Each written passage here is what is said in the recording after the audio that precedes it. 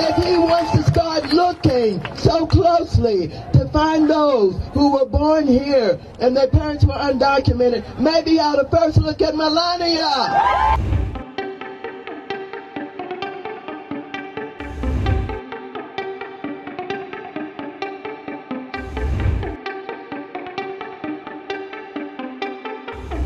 Democrat Congresswoman Maxine Waters made a shocking call suggesting that Donald Trump should consider deporting his wife, Melania Trump.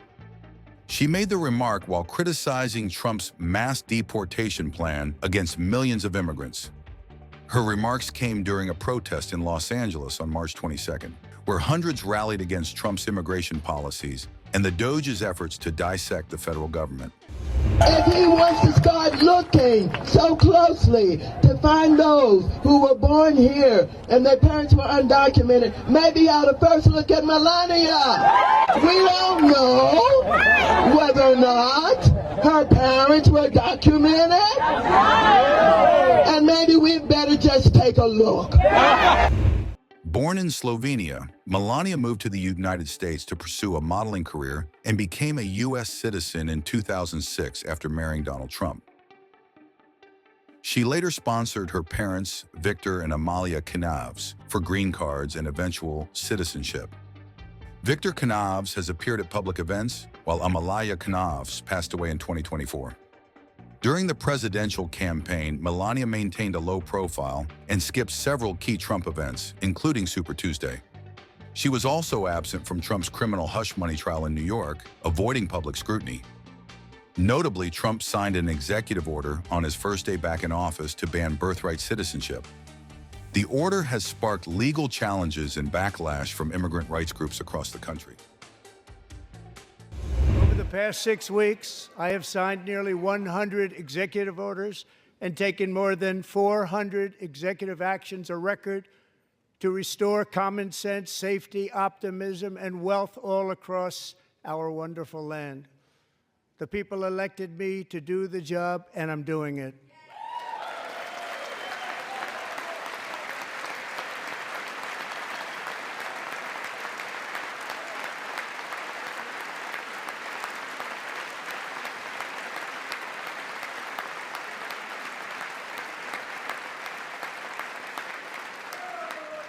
In fact, it has been stated by many that the first month of our presidency, it's our presidency, is the most successful in the history of our nation. By many.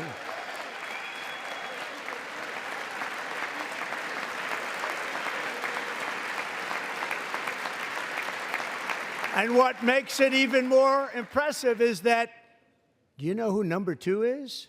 George Washington. How about that? How about that? I don't know about that list, but we'll take it.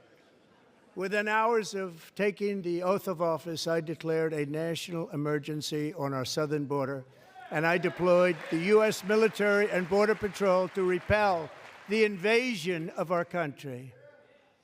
And what a job they've done. As a result, illegal border crossings last month were by far the lowest ever recorded, ever.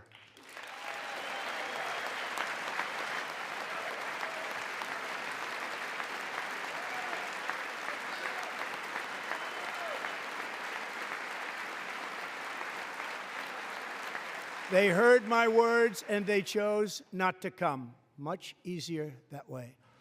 In comparison, under Joe Biden, the worst president in American history, there were hundreds of thousands of illegal crossings a month, and virtually all of them, including murderers, drug dealers, gang members, and people from mental institutions and insane asylums, were released into our country. Who would want to do that?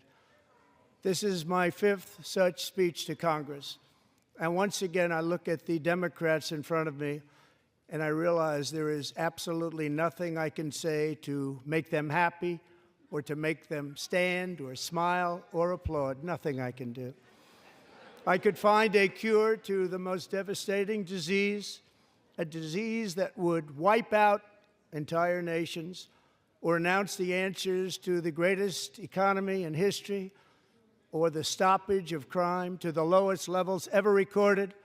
And these people sitting right here will not clap, will not stand, and certainly will not cheer for these astronomical achievements. They won't do it, no matter what. Five times I've been up here.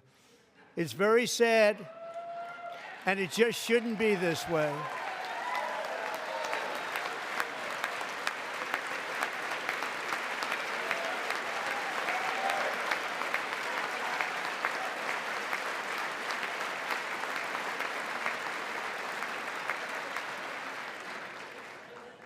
So Democrats sitting before me, for just this one night, why not join us in celebrating so many incredible wins for America? For the good of our nation, let's work together and let's truly make America great again.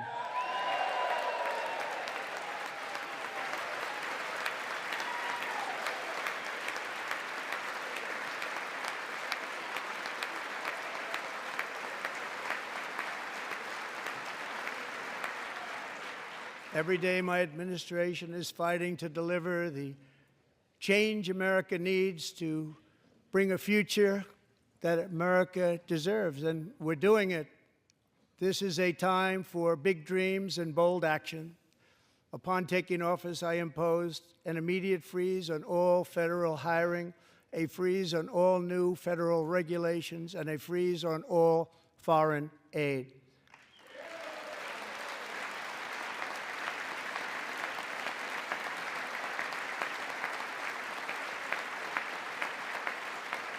I terminated the ridiculous Green New Scam. I withdrew from the unfair Paris Climate Accord, which was costing us trillions of dollars that other countries were not paying. I withdrew from the corrupt World Health Organization.